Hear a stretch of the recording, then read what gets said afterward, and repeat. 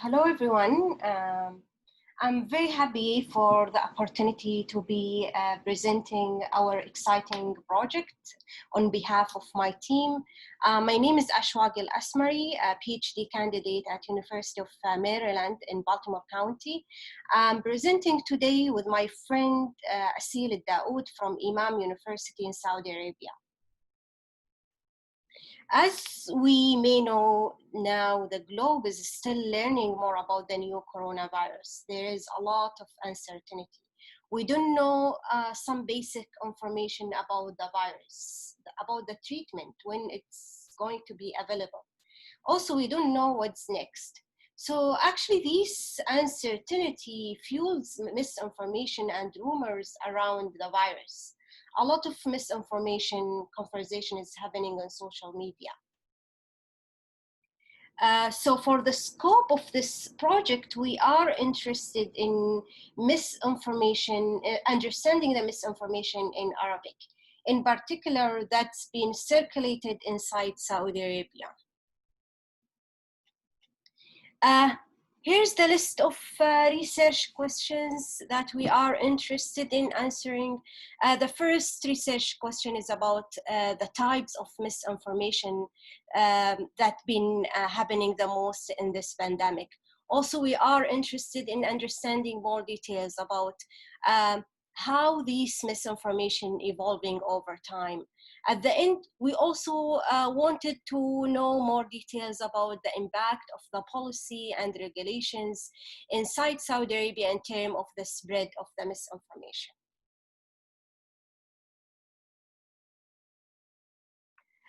We proposed a mixed method approach, starting with collecting Twitter data.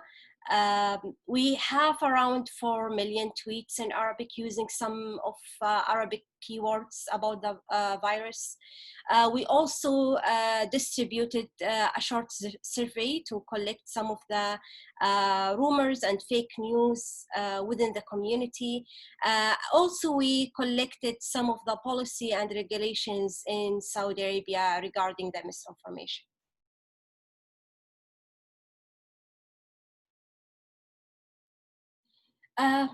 For the categories of the misinformation, we classified the categories into 7 categories, as you may see in the screen. And based on these categories of the main misinformation that's been spreading in social media, we developed some keywords to retrieve some of the relevant tweets from Twitter.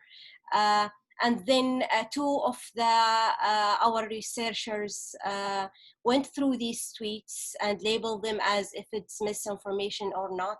Then we did some validation.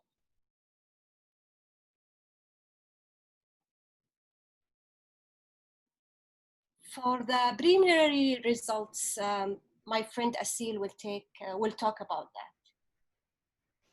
Hello, Aseel. This is Aseel Aldawood. I'm gonna swiftly go through the preliminary results that we got in this research. So to start with the 6 topics that we have, we wanted to look at how this misinformation, after doing preliminary annotation across the topics that we have, because the way that we did it is we used keyword search to go through this data set to indicate as if they are misinformation or not. And then we did a second round of human annotators. You have 1 minute.